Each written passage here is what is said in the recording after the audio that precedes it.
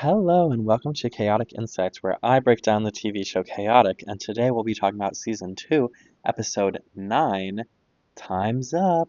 So grab a snack, start your laundry, and we'll dive right in. Episode Summary. Tom is watching Kaz's match when he gets a call from a player who turns out to be Peyton, but old? And Peyton needs help, so Kaz and Tom port to Skeletal Springs and ask a creature named Rodden if he's seen Peyton. Rodden says Peyton went into Kierbach Mound, but warns some of its dangers. They find Peyton in the tunnels and need help finding Sarah. They realize the tunnels mess with your personal timeline as well as travel through time. And they find Sarah in a prehistoric jungle and find Sarah as a toddler, but she doesn't have her scanner. Rodden saves the group from some prehistoric creatures, and they split up in the tunnels to get Sarah's scanner. Tom sees Nadrin battling a creature, Kaz sees a great flood, and they find Sarah and her scanner on a beach. The creature is about to attack this toddler, but a tentacle reaches up out of the sea and snatches the prehistoric creature. So Sarah is safe, and they all return to Chaotic and return to their original ages. Analysis. This episode, let me tell you, this episode, I would say this episode is, I would say the episode that really solidifies for me the storytelling and the deeper level of Chaotic. It solidifies for me the intentionality of building this universe and building the timeline and ordering the episodes. It solidifies for me that these writers are smart and clever and they can do good things. And like the episode itself, fine. It's a fine episode. Entertainment wise, this episode is fine. But this episode, and say it with me, is all about foreshadowing. And foreshadow it does. Like this episode solidifies that the writers had a plan and created intentional supports throughout the season to build what comes next. And this is the most blatant example of this is foreshadowing, especially when you go back and rewatch it. Now, I'm going to talk about the foreshadowing, but I want to do it in a way that is still respectful for first time viewers of the show. And so just know I'm not going to be making direct connections to like direct episodes or direct plot points, but I'll be talking more broadly. So if it's too spoilery for you, that's okay. If it's not spoilery enough for you, well, tell me about it. Let's jump into it. Let's start. So mechanically, they introduce time travel into Param in a way that quite literally shows them the future, right? Or as Rodden tells us, it's one possible future. So like in this mound, the Kierbach Mound, a mound where you take these tunnels and you can see different possible futures. Or one future at different points in time. And so my question is it like a multiversal mound? Can you see different timelines? Can you see different possibilities? Like it can show us the past and potential futures. And can it show us the past of potential futures? It shows us one potential future multiple times, just in different points in time. But how do we know that? How do we know it's the same timeline at different points in time? Especially if they're all potential, you know? And Rodden mentions that he has not been able to find the cause of the disaster and therefore has not found a soundproof way to prevent the flood. He hasn't said that he hasn't found futures where it doesn't happen, but it sounds like the flood is impending in most of these timelines, right? Or if he's found a timeline where the flood doesn't happen, he doesn't know why it didn't happen. And so he has not found like a soundproof way to prevent it. He's just seen the possibility of futures and looked into the past. And we don't know how far into the future this flood is, and we don't necessarily know the timeline. Is this something that our characters need to worry about, or is this far off in the future? We know, we see Nadrin in one of these potential futures, but Nadrin, he's old. He's lived a long, long time, which, again, we find out in the future just how old Nadrin is and how old he potentially could be. So it seems like lifespan-wise, we don't really have a designated scale of time for these creatures' lifespans. So Nadrin could be old in the close future, or he could be old in the far, far future. Like, we don't really know. So how impending is this doom? But this flood of sheer scale, and it is like param threatening danger, it feels biblical in a sense. And I mean that in a way of, in many points in different mythologies, different religions, different texts, there is this kind of common archetype of the Great Flood. And the concept of the Great Flood is usually sent by a higher power or some sort of cleansing or some sort of rebirth. My main touch point for like a great flood story would be Noah's Ark, where God is like, let's start this over. And he basically kills everything on earth except for, Noah and the ark because he gave him the foresight of like, build an ark, there's a flood coming. And so that's one of like, cleansing the earth, starting over. And there are, again, it's an archetype. It's a common through line through various mythologies and religions and storytelling, for example, here. But Rodden is stationed right next to this obelisk or tower, which is meant to give us some sort of scale of the mound and him next to it. Like, it's a very tall tower.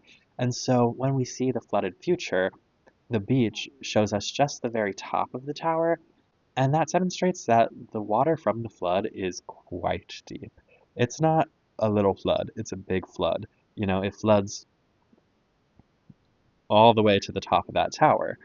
And so, as our reference of scale, this tower shows up the depth and the power and like the stakes of this flood, just how deep and disastrous it could be. So, if we're applying the concept of like the Great Flood archetype into here, it is assumed that we understand that this flood will kind of knock out life in Param as we know it because it's cleansing or because it's a rebirth, it's a restart for what is happening in Param. Now, of course, this flooded future is not void of any life because we get this tentacle at the end, right? But like putting puzzle pieces together, for sure, a flooded future wouldn't wipe out everything because we have aquatic creatures. Like we have, I don't know, Stelgar or Nothalax who would maybe thrive in an aquatic environment, but the majority of creatures would not. And so in this future, it really centers on the aquatic creatures, the one with a tentacle, who lives in this deep sea. Now, who could that be? Well, we do get a clue, we do get a puzzle piece of this foreshadowing, and that is the foe that Nadrin is fighting. So I think we should talk about that, and that is this is the first time we see a Marillion on screen in the titular Marillion invasion, right? That title card has been there in the theme song for what, 9 episodes now, and they haven't really explained it, but this creature, whose name is Milaine, is this first piece of foreshadowing of what's to come, what the Marillion invasion entails, and it's the first one we see on screen. Now, in this episode, no direct contribution to the plot. He just shows up in a flash in the future. You know what I mean? We see this battle and we see kind of devastation surrounding them. But again, this is just one potential future. So what's to come, we don't know. But they're being intentional. Now, there's also the flip side of this is Rodden words to all of it. How the flood is just one possible future, how he hasn't been able to find the cause. So that also clues us in to how, yes, this is foreshadowing, but the flood doesn't have to happen. What it does is it establishes stakes for the future. So it's possible in the future that there is this flood that is devastating. And in these futures, it definitely comes, right? It devastates Param. And it foreshadows this underlying plan for the future and what the stakes are, right?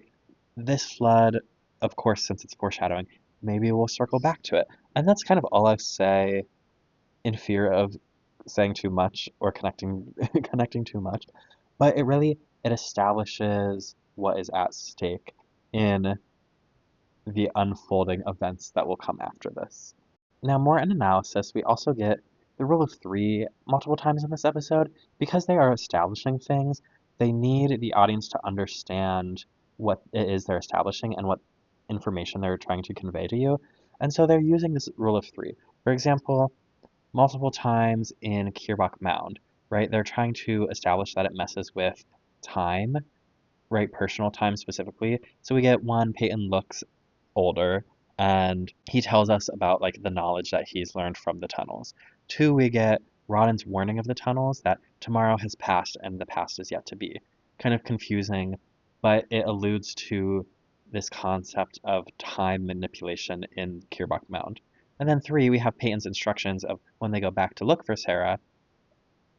And of course, when we see Sarah is younger, it is also reiterated visually that it messes with your personal time, not just forward, but also backwards, right? And that's how the messing around happens.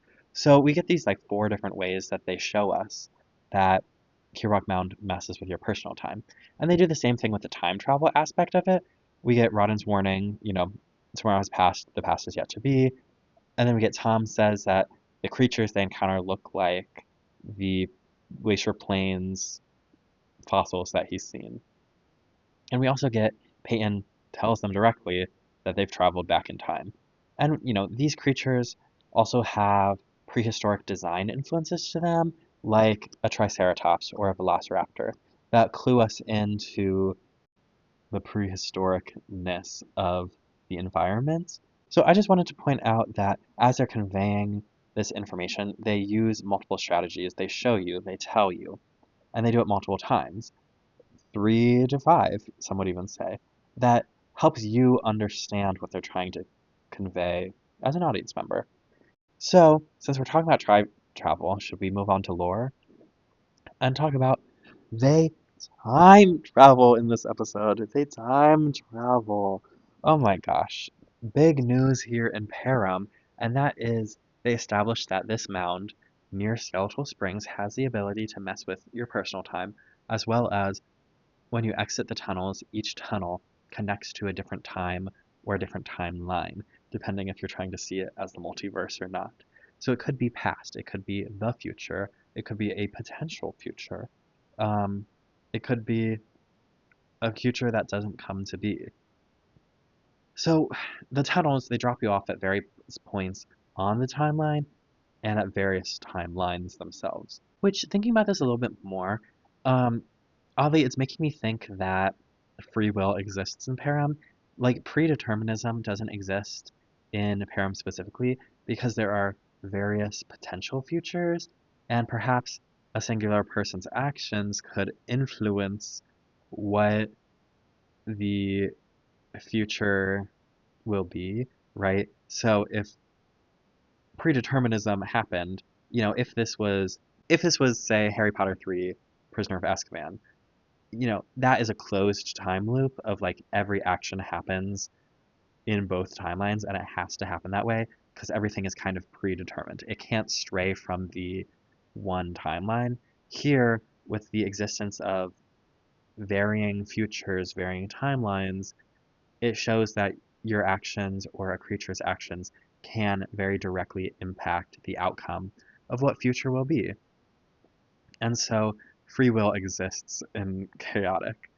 But there are also limitations to this time travel. The mounds that you travel through transport you through time, but not distance. So every timeline that you are spit out into is next to the mound, right? You're in this location that is near Skeletal Springs, and you are at the location of the mound that you exit, which makes sense. Like you're traveling through time, you're not traveling through space. And this applies to the humans, and it also applies to the creatures. So a past creature can come in and out of the future just like a present human creature can, right? So we understand that this mound is like this universal time travel mechanic that a creature from the past can come to the future. A creature from the future can go to the past. A creature from the present can go to the past or the future. You know, it's not just a one-way street. these timelines can cross and intermingle any way that the creatures so fit because they do have free will and they can do whatever they want. And so I think there's actually many opportunities for this plot device to be used in the future, right? It opens up opportunities, dare I say, for the multiverse, but also for what would happen if a person from the past ends up in the future? What happens if a person from one potential future walks through the caves, ends up in the past, and then ends up in a different potential future?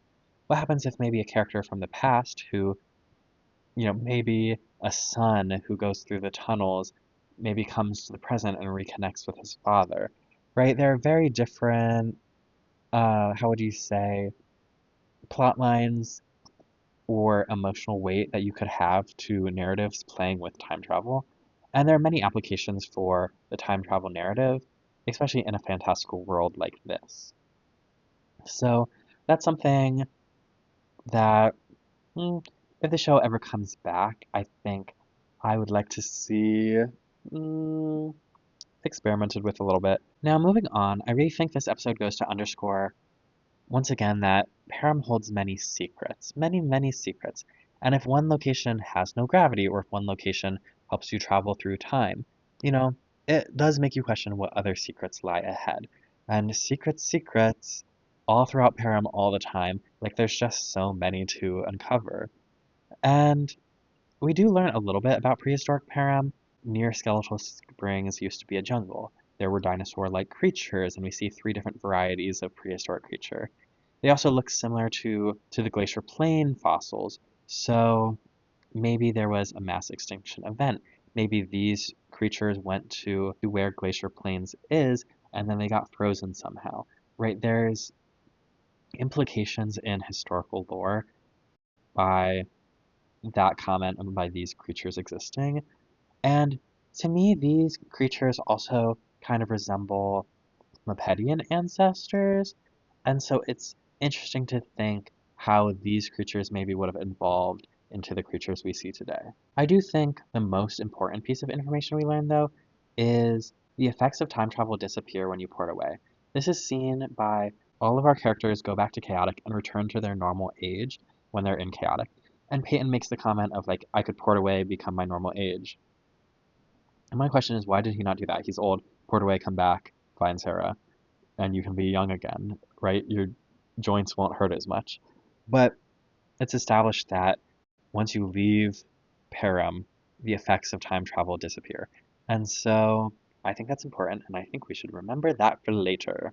On to fun facts and other notes, we're introduced to this character, Rodden, who spends his time wandering the tunnels trying to determine the cause of the flood. So he's well versed in the future and the past, but this is like his purpose is trying to determine the cause of the flood. But to Rodden, to me, he has a very distinct character design. He resembles a musician or even a Paru somewhat, and to me, I think that's interesting, and it's an interesting design choice because we see him cast a music, so we know he isn't a musician, and we see him vanish in midair, which is also an unusual trait for creatures to have. So I guess my question is, what's up with that? Like, why this character design, and what is the importance of it? I want to know. Because musicians have this lore, have this power, but they seem to not be creatures. And Iparu, right, is part of a family that has evolved these special powers to protect Iparu jungle. And so perhaps Rodden is related to Iparu in some way and has also evolved these powers of like teleportation. He vanishes right in the air to help protect this location in some way. That's interesting to me. And also, the character design, it gives him this ghostly, ethereal presence that I think in a episode like this that deals with time travel, it makes me think about like A Christmas Carol, how you have the ghosts of Christmas past, present, future, and how each of them are different and what, the presence of their ghost means. And so kind of this ethereal nature of Rodden impacts the story in a way that, I don't know, underlies the mysticism of the time travel, that underlies maybe the eeriness and foreboding of the potential devastation. I just think it's interesting, and I want to know why the choices were made behind this character design. Now, one thing I want to talk about in this episode, now I have to tell you this is absolutely unhinged, but I want to talk about the opening shot of this episode. We get a pan down from the sky over the horizon and onto the Port Court building, which, side note, the Port Court building is different post animation change, and I do miss this like ethereal golden swirl of the original building, yes. And the Port Court now is like this like blue submarine situation, which, okay, whatever. I prefer the old one. The building's different, whatever. But what I want to talk about is the horizon line. In season one, we get these wide shots of chaotic, and I talked about it in the finale episode of this like beautiful floating island with, waterfalls down the side. It's split into seven.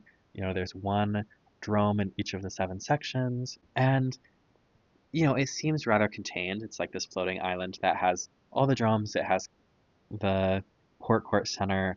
It has foliage. It has water, pathways, bridges, the whole shebang. But in this like wide shot, pan down over the horizon line, we see just cascading trees, which is beautiful, but does not match the chaotic that I have in my head from the first season. And it's possible that this chaotic is still a majestic floating island, and we just can't see the edge from this perspective because we haven't seen chaotic from this perspective before, from the center looking out. It's possible that we just can't see the edge of the island because all these trees are in the way. But I think what changes between the old animation style and this is the scale. Before, the buildings were relatively close together and there was some foliage, but here everything seems far away from each other. Like it's truly so vast.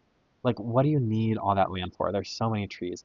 And there was this conveyor belt system before, and it was like, oh yeah, that's nice, cool, high technology. But here it's like, no, you really need the conveyor belt to get to where you're going because it's far away, right? You're not just gonna, like, you could walk, but you need the conveyor belt to get there because of the distance.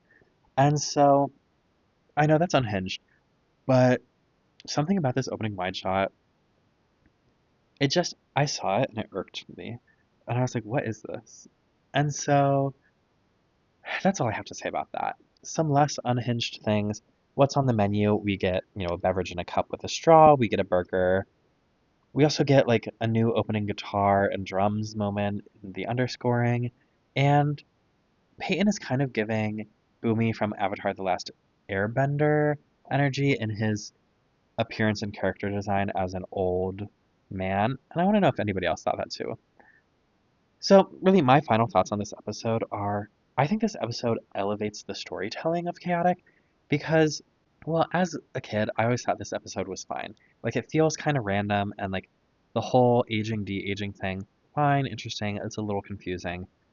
And the flood feels imminent, but I didn't know why, I didn't know what to connect it to. But this time around, obviously, I do know what the flood connects to. And I think it goes to show the intentionality of the storytelling and how they have a solid plan for the season and intentionally weave storylines that build upon each other. And when I connect episodes to one another, sometimes it's like, is that intentional? Is that accidental? But I think this episode really proves that intentionality in the craft of the show. And it's the effort that I appreciate because foreshadowing is something that you can only do once you have your whole story plotted out, and you can only incorporate it in your work once you know the end. You have to have a plan in sight, and you have to know the ending before you can hint at the ending. You have to have it solidified before you can foreshadow what's to come. And so I think this episode really shows thought and care in building the overarching story and establishing the world of Chaotic. Now, if I had one negative about this episode, I think it has a tone issue. This episode kind of desperately wants to be serious and foreboding, while also like comedic and light at the same time. And those two tones are like clashing with each other. And I think that's prevalent in the ending, right? They so desperately want to have this comedic button on the end of the episode of like, we're all sitting at the table and we're making a joke, which they do so often. But then they choose to have Rodden looking out dramatically, also like they do so often. And so it's like pairing the comedic button with the dramatic ending. It feels confusing. I also think they had a tricky time balancing like kind of the wacky comedic changing of age with the characters with the more impending doom plotline. And then I also have to say I think the mechanics of the time travel in this episode also confused me later down the line. So I'm going to keep an eye out for the mechanics of time travel in this episode with maybe what we see in the future. But overall, like I said, this episode from an entertainment value, fine. It's a good episode, neutral, positive.